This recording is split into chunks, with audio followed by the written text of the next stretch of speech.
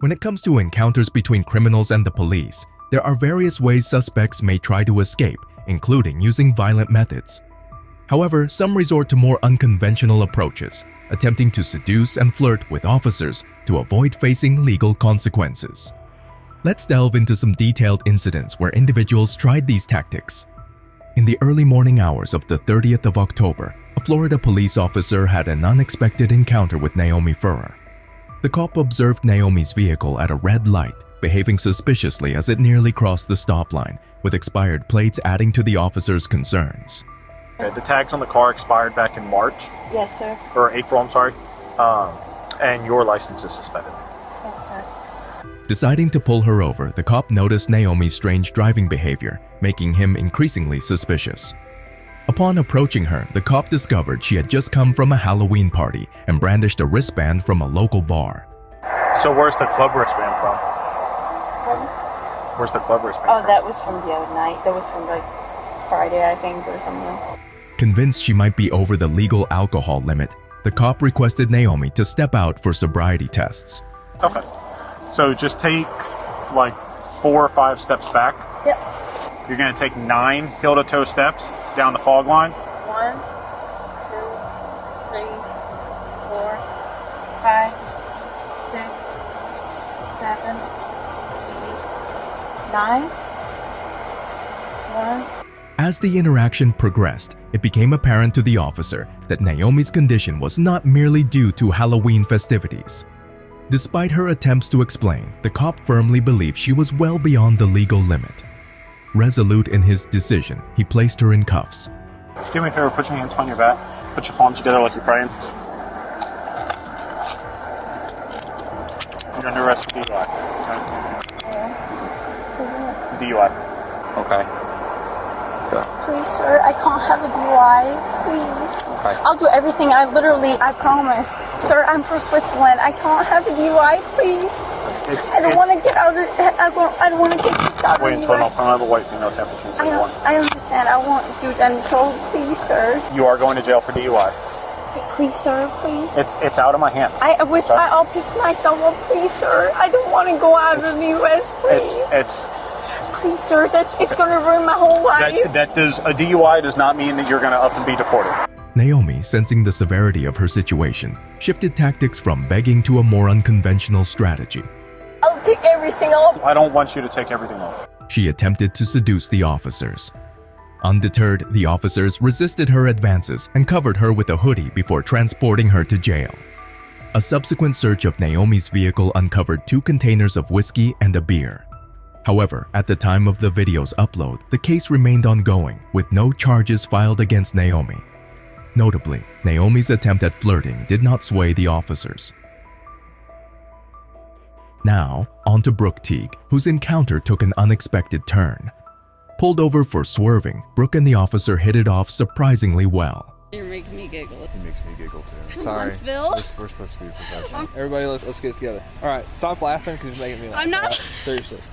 I'm giggling. You're smiling. I can't help it. All right, stop. There are even rumors that they might still be together. In the first minute of conversation, 2 things become clear. Brooke has definitely had more than 1 beer to drink, and the chemistry with the officer is quite apparent. You want to move your hair a little bit for me? Appreciate it. These points continue to unfold as the footage progresses. Brooke is taken out for sobriety tests, which end up taking much longer than anticipated. You're making me giggle. I'm sorry. He makes me giggle too. It's okay. Okay. Okay, you can begin whenever you're ready. 3, 4, 5, 6, 7, 8, 9.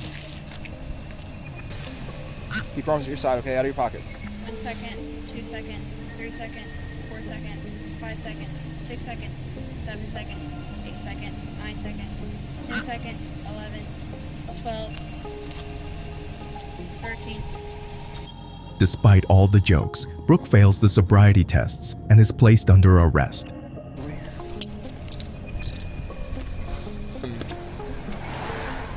Yeah. A search of her car reveals nothing significant, just a loose car seat. However, the sparks continue to fly at the police station. Oh my god, is there a dog? There is a dog. Where? He's over there. Over here. His name is Kolyak. Kalia? That's my dog. No, you know it. That's my dog. Is that your dog? What's his name? His name is Coach. Like high school. What? I like high school. I think so. Despite the obvious chemistry, both Brooke and the officer remain professional, moving on with the investigation. The officer has Brooke take a blood alcohol test, revealing a 14% level. A notable number, but about to be overshadowed by the next girl, extremely intoxicated and acting inappropriately with the cops. Let's delve into the story of a 19-year-old girl. Officers observe her weaving between lanes and discarding unknown items out of the window, prompting them to pull her over for a conversation. She identifies herself as a stripper from a bar called Dancers, claiming to be texting her boyfriend or a friend at home with her kids. However, the officers notice something peculiar about her demeanor. Upon closer inspection, her speech is slightly slurred and her eyes appear glazed over. Did you have anything to drink? No, I'm 19. You're 19? I cannot drink at the strip club, nothing. Nothing? No. You sure? There's a strong suspicion that this girl has consumed alcohol. Despite her protests, the officers are rather certain she imbibed something the night before, especially when she starts forgetting the time altogether. What time did you get off with Dancers? 11. 11? It's an hour and a half away. You got off at 11? It's 10:23 right now. Really? Oh. Not willing to take chances, they request her to step out of the vehicle for a series of sobriety tests. Are you comfortable doing these sobriety exercises with us? Yeah, I don't care. Okay. Just step out. We'll do it right in this parking lot over here. We gotta make sure that you're safe out there. Despite her initial enthusiasm, she doesn't precisely pass with flying colors. Feet together, arms by your side. You're not gonna start until I tell you to do so, so don't do anything except you gotta look at your foot. I get what? You gotta look at your foot, hands by your side. Look at my foot and count. Yes. 13, 14, bro, come on. 1015, 1016, 1017, 1018, 1019, 1020, 1021. Bro, come on. This is ridiculous. Okay, you can stop. After losing her balance on the final test, the officers decide it's time for an arrest. Really? But hold on, the story doesn't end there. On the way back to the patrol vehicle, she mentions that there are weapons in her car. You found the firearm is in the center console? Suddenly, her behavior takes a drastic turn. While the officers assert they can conduct a search, they decide to inspect her vehicle. To their surprise, multiple guns and a sizable stack of cash are uncovered. Although it's deemed the cash is likely just tips from the bar, the situation takes a serious turn. However, despite the intriguing twist, she's not off the hook. She gets charged with DUI and slapped with a 9-month probation sentence. The catch? She's underage, making it tricky for the cops to precisely gauge whether she was intoxicated or not. The complexities of this case leave both officers and onlookers puzzled. This next individual, however, didn't handle the situation with the same level of composure. Instead, she resorted to manipulation, attempting to deceive the cop into letting her go. From the start, it's evident that this girl is not having the best night. Girls that I thought that were my friends are not my friends. I'm sorry to hear that. Where are you coming from? Driving 25 miles per hour over the speed limit on a residential road raises eyebrows, and her connection to a place called Knockouts, a gentleman's club, adds another layer of suspicion, especially considering her sparkly outfit and erratic driving. The girl appears distressed, citing a disagreement with her friends back at the bar. The officer remains skeptical, aware of suspects feigning sadness during traffic stops to elicit sympathy and secure a lenient outcome. Despite her attempt to shift the focus away from her reckless driving, the officer isn't buying it. Upon stepping out of the car, the girl continues to break down, diverting the conversation to her friendship issues. Okay. Here's my registration and I can give you my progressive. It just sucks. Like, Yeah. a bitch Here, let me- tells me that she's my friend and she's not. Under further questioning, she confesses to consuming marijuana and alcohol at the club, attributing it to a rough night and her way of coping. I've been smoking because I'm mad. Yeah, you're mad. You know what I mean? Like, Okay. all the fragrance. Here, just try to calm down a little bit. So you say that you haven't consumed no alcohol. Just be honest with me. How much alcohol? We're to have knockouts. Regrettably for the girl, her attempts to sway the officer by complaining about her personal problems do little to mitigate the situation. She fails all 3 sobriety tests, underscoring the severity of her impairment. Consequently, the only resolution left is for her to be arrested, marking a fitting end to what seemed to be a challenging and troublesome night for her. Making things a bit simpler for the cops, we have Kelly Barton. She wasn't just any driver, she was spotted crashing into a lamppost while transporting a special needs patient. When the police arrived, she already looked worse for wear. Figure out what we're gonna do, okay? Yeah, if y'all wanna do all this to me. Well, hold on, let's talk. I didn't say you're going to jail. You know what? You look like the movie. Which movie? What y'all wanna do? Well, what I'm gonna do is I'm gonna ask you a few questions, okay? What? Come out over here for me, okay? You can hold my hand if you need to. And I'll let you lean up on my car, okay? Why is y'all doing this? Because I have to, alright? So come on out with me, okay? I appreciate you. Just come on out. I'm a pretty nice guy. What ambulance? It's coming, but you can't get the ambulance to check you out in here. Kelly comes clean about having had too much to drink that evening, but conveniently omits the fact that she was the one behind the wheel, despite it being her responsibility as part of her job. Kelly, did you have anything to drink tonight? Yeah. How much? Above my limit. Okay. Were you driving? No. How'd you get here? Because I didn't never leave. Surveillance footage from the gas station, however, paints a different picture, proving her culpability. Now, she faces charges of both DUI and neglect due to the duty she neglected while driving with the patient. As an ambulance arrives to conduct tests on her, Kelly unveils another tactic, repeatedly flirting with all the officers at the scene. These ambulance people are going to come talk to you real fast, okay? Talk to who? To you, make sure you're okay. Let me ask you this. Check her out here. I don't want to. You handsome. Look at you handsome. Do you want the life squad to check you, ma'am? Yeah. Let them do what they gotta do. Come on, boys. How you feeling? Hey. I want the little young boys. Ask me how I'm feeling. Let the little young boys tell me. He's young. Tune, she doesn't want you, man. Who don't want me? Tune doesn't want. Who don't want me? I want you. You're good. You're cool with me, okay? You ain't gotta want me. Let me tell you something. What I would do to you with your blue eyes. Well, let me check your blood sugar real quick. Hey, what is y'all doing to me out here tonight? Here come Gemini. Look at you. You so damn handsome. Thank you. Despite her attempts, the test confirmed she was significantly over the legal limits, leading to her arrest for driving while intoxicated. Managing to get her into the police vehicle proves to be a struggle, but eventually she's headed to the police station.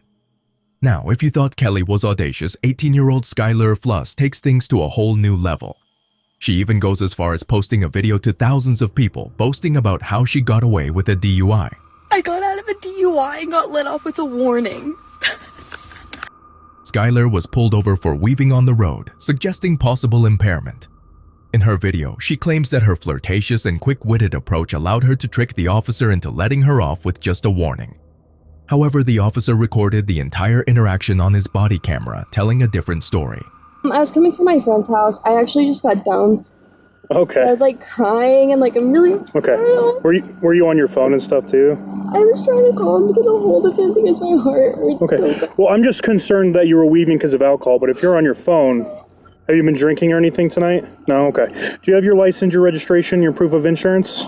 The deputy hands Skylar a card with the sheriff department's information, but without personal details or an invitation to dinner. So my information's right here on the front. The reason I stopped you here is on the back. Wherever you're headed, get there safely, and I'm sorry you're having a bad night. Skylar's video not only features distasteful footage of her laughing and bragging about exploiting the officer's kindness, but also includes an assertion that she blew a 3.8 on the breathalyzer, a dangerously high level. I blew a 3.8 and he let me off with a warning. And gave me his number and said we should meet for coffee or lunch. However, the video contradicts this as she wasn't even tested. Despite her initial denial, video surfaced of Skylar drinking heavily at a party just hours before driving. Confronted with this evidence, Skylar admits to everything, including the fabrication about the officer asking her out. I ended up getting a little too intoxicated. I was taking shots all night, and I decided to make the dumb decision to get into my car and drive. I was a stupid teenager trying to get just trying to be stupid and drunk.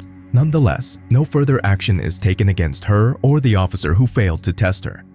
However, Lydia Badillo took a different, albeit misguided, approach. She was apprehended while attempting to transport 2 illegal immigrants over the Mexican border. Faced with the crumbling situation, Lydia decided to resort to seduction in a desperate bid to influence the outcome. As soon as the officer senses that something may be awry with the IDs, Lydia employs a cunning smile and direct eye contact while complimenting the officer on his appearance. Are these legit? Because they look fake. I'm good, because I met them at Club Fuego. Just wait for me right here, okay? You don't have anything? I'm looking at your eyes. Sorry, sir. What? I'm looking at your eyes. Why? Because you look pretty handsome. Clearly, this maneuver is an attempt to manipulate the situation and escape the consequences she now finds herself entangled in. Unfortunately for Lydia, this officer proves immune to such tactics. Upon running the women's driver's licenses through the national database, the officer uncovers a startling revelation.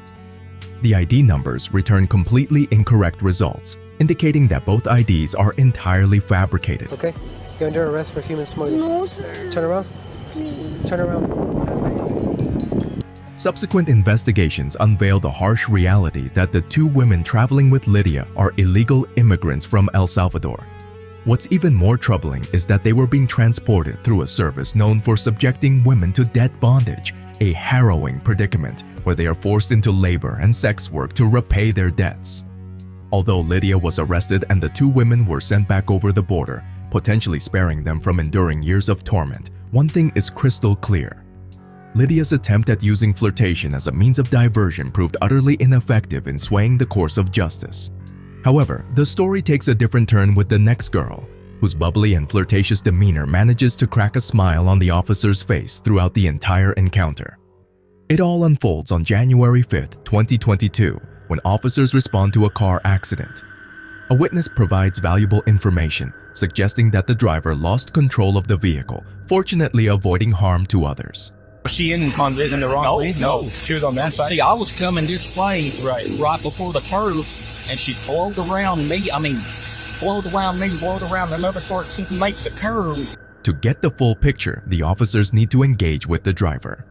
Upon reaching the scene, it becomes evident that the driver is cooperative, honest, and willingly complies with the cop's request to undergo a field sobriety test. Unfortunately, the sobriety test quickly exposes the harsh reality. For me, okay? You're being placed under arrest for DUI. Despite her friendly facade, this driver is a potential threat, endangering many lives. The cop, recognizing the severity of the situation, places the girl in the back of his patrol car, reading her rights. I'm so sorry. I'm so sorry. God. However, her strategy unfolds at the station as the seduction tactics persist. I'm too cute for prison. I remember you would come up to the Alcatilla with your face mask and be like, that one is so fine. Yeah. And then, like, respectfully though. Oh, yeah. Even during the wait for her medical examination, she can't resist trying to flirt with the officers, likely aiming to secure a more lenient sentence. Face mask on, but I was like, that one is so fine.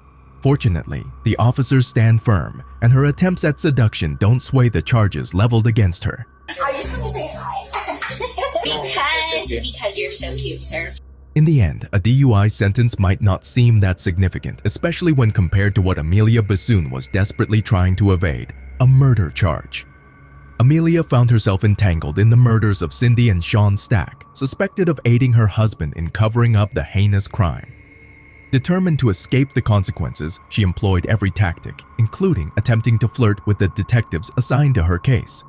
However, what started as a seemingly playful interaction quickly transformed into one of the most intense interrogations ever conducted. Queens? Yeah. Mets? Yankees. Yankees? I think Queen? Yeah, I know. I grew up in New Jersey. Okay, so you're a Mets fan. Well, we don't have any of our own teams. We got a copy off of New York. But I wasn't really a baseball fan, but I go with Yankees though too. Jets. The detective kicks off the interrogation by reading Amelia her rights and gathering basic information. You have the right to talk to a lawyer before and during questioning. Do you understand? Yes, sir. Okay. Already, subtle changes in her demeanor become apparent. A high-pitched voice, a timid tone. Whether a ploy or a genuine reaction to the stressful circumstances, it's hard to decipher. So, how long have you lived at that house over there?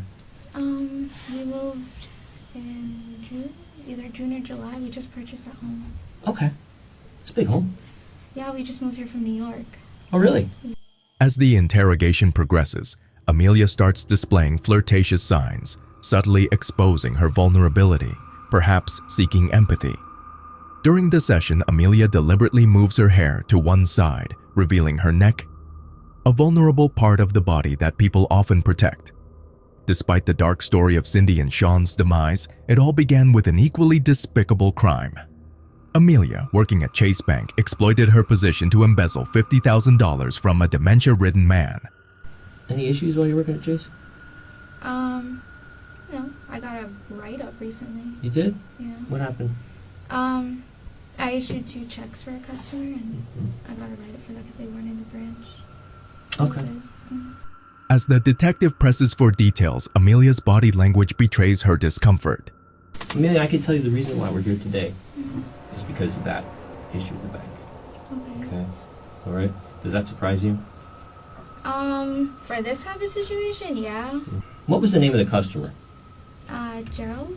Okay. Mr. Gerald You know his last name? Stack, I think. Okay. How long did you know him? Oh, wow, yeah. Since I moved here, actually. Raised shoulders, a slight hunch, crossed arms, all clear indicators of unease. Her attempts to appear open and honest give way to visible signs of distress, especially when questioned about Gerald's banking records. Had you been a banker for him for a while? I mean... Yeah, so I've been his banker since I moved here. Did you... Okay. Since we moved here. So what happened with these checks? The detective, keenly observing her demeanor, decides to intensify the pressure, bringing up her son, an emotional trigger. You have a 7-year-old son, is that right? Yes, sir. Okay. Let me explain something to you, Amelia. Okay. All right? People do things sometimes, especially money. Money makes people do crazy things, right? Let's be real, okay? We've talked to Gerald, all right? Gerald can't barely tell you what day it is. I think your best bet right now is to be completely honest with us, okay? The interrogation takes a dramatic turn as Amelia, facing accusations of aiding a murderer, starts to unravel. What decisions you make here are going to affect your life for a long, long, long time. I think that you had this all planned out, and I think and again, not saying it in a bad way, but this is what we do. Okay, when we make mistakes, we figure things out and we go, okay, all right, there's a lot more going on here, all right? And you know whose name is all over this right now? You and Joshua, okay? You need to start thinking real hard and real fast, okay? Who is involved in this? Fear creeps in as she contemplates the potential loss of her job, home, and custody of her 7-year-old son. Things got out of hand, okay? This got out of hand. I think what happened was Cindy was asking you for this money back and you didn't have it, and there's some issues there, okay? And things get out of hand. Despite her assertions of innocence, the detectives persist, capitalizing on her vulnerable state to extract information. Well, no, no, listen to me for a second. This is reality now, okay? All right? Yeah. You have a 7-year-old son. You have an obligation to him. Amelia, scared and cornered, clings to her claim of telling the truth. No, I don't know anything about guns at all. Where did you go to get it? I don't know. But I know he got one. We got into a huge fight about it. The detectives, realizing the need for a fresh approach, leave the room momentarily. Enter Detective Number 3, armed with blankets and a kind, apologetic tone. It's too long. I know you're cold. Okay. Hey, you need to talk to them. You need to get out from underneath this big time. Did I tell you who they work for? They want you to be a witness, not a suspect. This change in demeanor aims to set Amelia at ease and subtly suggests he isn't a threat. Throughout the interrogation, Amelia tried to seduce the detectives, hoping for better treatment and a lighter sentence. The third detective, aware of her tactics, plays along, hoping to uncover the truth. In these cases, you can't lie. You can't, which means holding something back, telling a partial truth, or just flat out lying, that is accessory. Mhm. And you know what the charge for accessory to the homicide is? He told me first. It's a life sentence. Yeah. Amelia faces a tough dilemma: gamble that the detectives won't connect her to the crime, risking felony charges, or confess and implicate her husband, facing the consequences. This becomes her last chance to make the right decision, or she'll lose her son forever. Well, it's about this whole check situation. Well, we're not talking about the check situation. Mhm. Talking about the homicide part. Mhm. What do you know? My husband called these people. He pretended he was somebody else. He got their address and he went over there. I didn't know. What did he tell you? He told me that he didn't tell me what he was going to do, because I don't know the severity of the situation. Like, I didn't know like it was going to be to this extent, because I didn't even know these two people were dead until they just told me that. The detectives successfully turn Amelia's tactics against her, coaxing her to confess to her husband's crimes. Although the charges related to the murders are dropped, she still faces theft charges and a 3-year prison sentence. Meanwhile, Josh, found guilty of the first-degree murders of Cindy and Sean Stack, receives a life sentence behind bars. Dealing with unknown faces and criminals is part of a cop's job, but what if the one breaking the law is a friend? Let's delve into 3 instances where this happened. In a small town where everyone knows each other, Buck, despite not having a valid license, gets pulled over by the town sheriff, who claims to have seen him driving his Chevy pickup. Buck's explanation is that a friend was driving but ditched him near a lake, leaving him with no option but to drive back home. The person that was driving this truck just jumped out over there on goddamn Lake Morality, and goddamn, I had no other way to get it here, buddy. I swear to God, I'm not going to drive it no more. I promise you. The officer points out that Buck could have called someone with a license, emphasizing that we are in the 21st century and communication is readily available. I had to get it out of the road, bro. I mean, what was I supposed to do? Leaving the road waiting for traffic to hit? Let Kevin or someone with a license pull it off. However, Buck remains unhappy, seemingly resistant to accepting the straightforward solution. The short-lived police chase adds another charge to Buck's list. Despite the chase not lasting very long, it becomes the talk of the town, given the close-knit community. Part of the struggle on the ground had to be cut, but the cops reported that Buck resisted so hard they had to deploy a taser to calm him down. When Buck was fully restrained and handcuffed, he was taken to the officer's patrol vehicle, driven back to the station, all while expressing his anger. You've been driving. You know you ain't supposed to. Man, God damn, dude. That's all y'all just want me to get. Y'all after me, bro. This is the 3rd time, bro, in a week y'all pulled that truck over. It ain't the first time. It's the first time Michael stopped that truck. So why would you? I mean, look, I was at my house, bro. I mean, you see me at the house, bro. I mean, I told you the truth, and you were still gonna take me to jail, bro. That's crazy. Seeing you behind the wheel, I'm not explaining anymore, but. On the way back, Buck decides to make the conversation personal, highlighting the emotional intensity of the situation. Just like the rest of them, I'm turning it straight fucking. That's crazy, bro. That's all right though. Every dog's got its day. Every dog's got its day. Despite the dramatic events, the officer gives Buck's friend a misdemeanor charge, worth just a couple of months in jail. However, the next case involves suspects who didn't receive the same treatment. It wasn't just a civilian caught breaking the law, it was also their cop friend, making the situation more complex and potentially severe. Moving on to Petra Edgerton's case takes an unexpected turn when she gets pulled over for a broken brake light. Hello, how you doing? Reason I stopped you is your right brake light is out. The cop, however, quickly notices a police badge around her neck. This triggers suspicion. Who do you work for? The cop doesn't recognize Petra as a fellow officer. So did you stop me because my right brake light is out? Yeah. Or did you stop me to ask me who I work for? Well, I'm asking you both. And driving around in a broken car adds to the unusual circumstances. DCS. What? DCS. DCS. What's DCS? You don't know what Department of Children's Services? Sensing something is off, the cop decides to delve deeper into the situation. See your license then? Do you have your badge on you? Like your ID badge? ID badge for Being a police officer.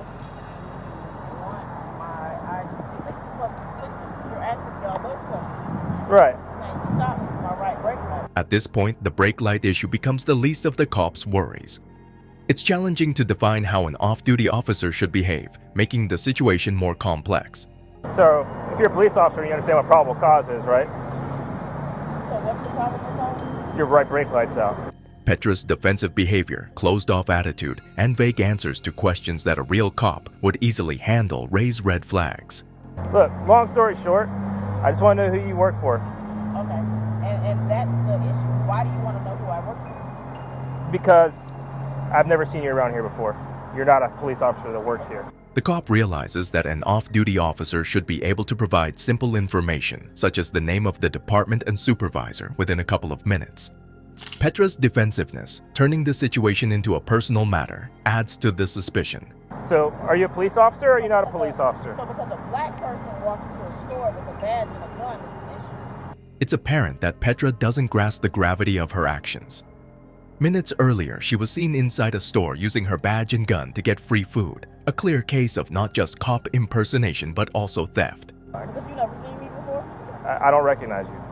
What they got to do with me and where I work? Are you a police officer or you're not a police officer? Not a police officer. You're not a police officer? No. So why would you go into Quick Trip and get free food with your badge and gun? Because I'm an officer. You don't have to be a police officer to go in there. I've been doing it for 3 years. You're an officer with who? You're an officer with who? That I don't work here. That's the issue that I'm having. So you're not a certified police officer. It's not probable cause. It's a personal thing. Because you've never seen me walk in that store. You followed me out the store, got in your car, seen that I had a brake light out, and decided to pull me over for my brake light. Did I steal from Are you yeah, if you're not a police officer. I did not steal from you. I went up to the register, spoke to the guy that works there, and told him I had a drink. So you're presenting yourself as a police officer with your badge and your gun on the side. Okay. Do you understand that? The cop decides to call the Department of Child Services, DCS, to confirm his suspicions. Who's your supervisor? Sorry, I'm not trying to be rude or disrespectful, but what do they have to do with my brake light? I've got DCS on the phone. They say you don't work there. So who's your supervisor?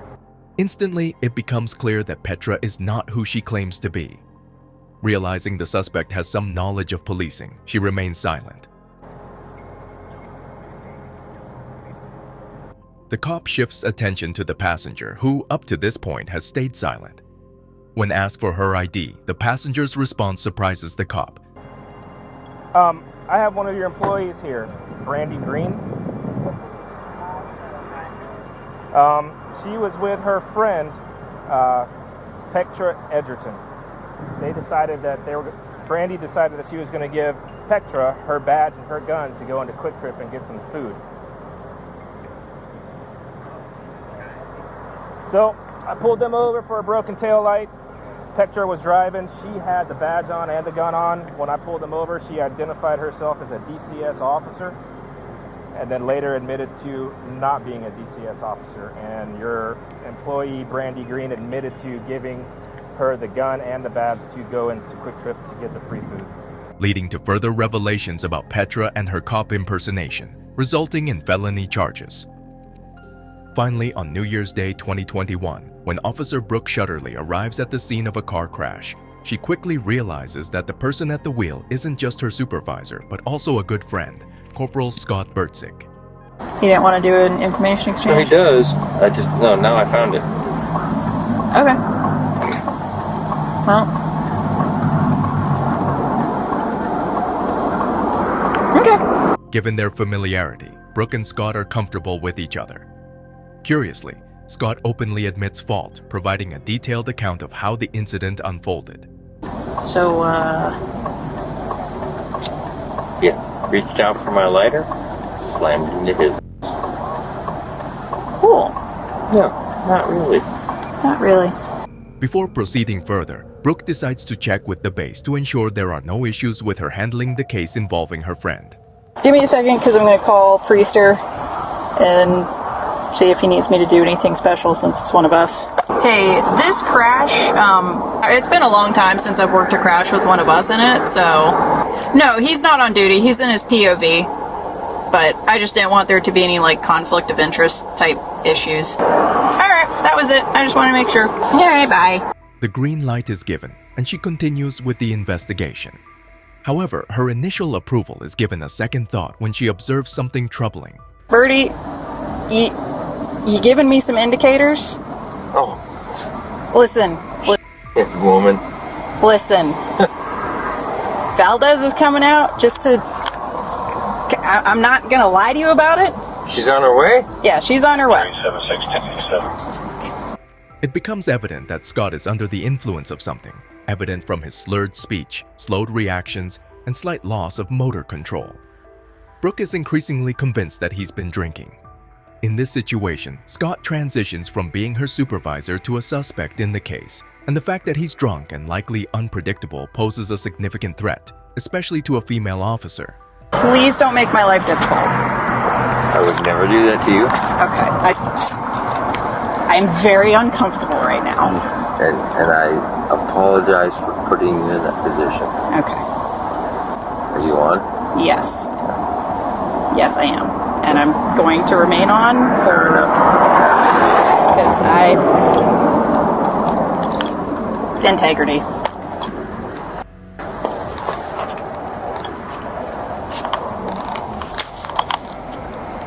Another officer arrives at the scene, and the investigation moves forward with sobriety tests lasting over 10 minutes. You may begin the test.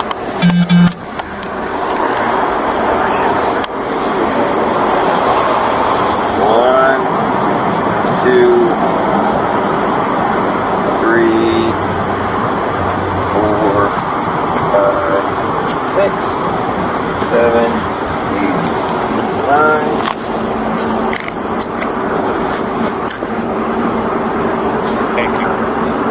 While only a few seconds are shown, it's clear that Scott's condition is not favorable.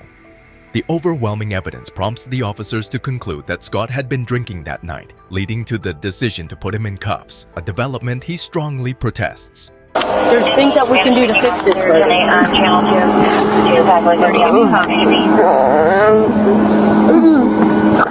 It is for my kids, my family, everything.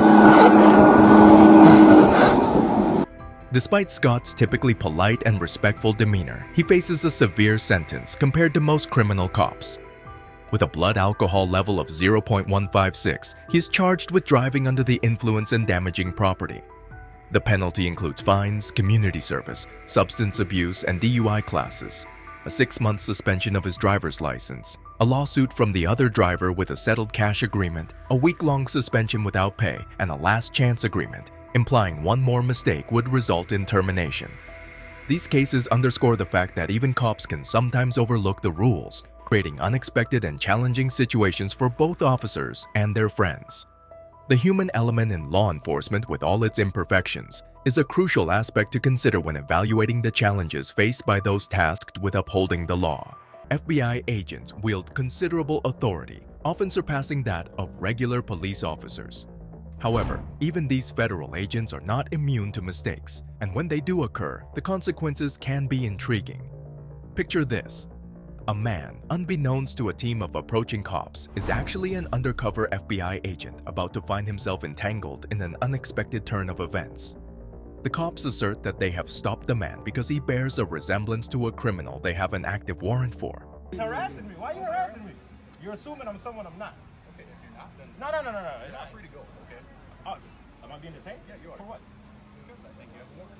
You think? Yeah. That's an illusion. You think. It's a clear violation of the legal requirement that law enforcement must have reasonable suspicion of a person's involvement in a crime before making an arrest. This situation already exceeds their rights, setting the stage for a confrontation with an undercover federal agent. The officers provide a rather loose reason for detaining the man, adding a chilling statement that if they are wrong, they are wrong. You think? Yeah. That's an illusion. You think. This statement not only lacks professionalism but also poses a potential danger, indicating a willingness to use questionable logic in higher stakes situations, potentially jeopardizing public safety. Watch how funny this is. Go ahead, look at it. No, don't hate me. Look at it. Oh, what does that say? What does that say? The undercover agent produces an official FBI ID card, effectively proving that he is not the wanted individual. The dynamics of the encounter shift drastically as the officers, particularly one caught on camera, transition from making direct eye contact with the suspect to pointedly avoiding eye contact after glimpsing the official identification. The entire incident unfolds as a testament to the unprofessionalism displayed by the officers. Despite the officers' blunders, a silver lining emerges as they, at least, show a level of respect towards the undercover agent upon discovering his true identity. The encounter serves as a stark reminder of the delicate balance law enforcement must maintain, even when dealing with their federal counterparts. Agent Burke's encounter with local police took a distressing turn, culminating in a lawsuit against the very officers tasked with upholding the law. Dispatched to confiscate an illegally acquired firearm from a residence, Burke faced a series of unfortunate events that would lead to legal action. Upon reaching the house, instead of cooperation, Burke was met with hostility as the door was callously shut in his face. Get on the ground now! I'm a federal agent. 917-110-3. To exacerbate matters, the residents opted to involve the police, providing them with Burke's badge number. In a perplexing twist, the law enforcement officers treated the situation not as an ATF agent on official duty, but as a potential break-in, casting Burke as the presumed criminal. Federal agent. Get on the ground! I'm a federal agent. Why wouldn't you? Refusing immediate orders to get on the ground, Burke's decision likely aimed at allowing the police to ascertain whether he was armed. While Burke, as a federal agent, asserted that he wasn't bound by municipal police orders, the situation spiraled into a contentious standoff. You are the one making a mistake! Face down, now! All the way down! All the way! All the way! You got my IDs right here, left pocket. Left pocket. And we're gonna put your arm on your back. Wait a second. Do not resist. I'm not resisting. You're acting like a moron. Wait a second. Oh, wait a second. Wait a second.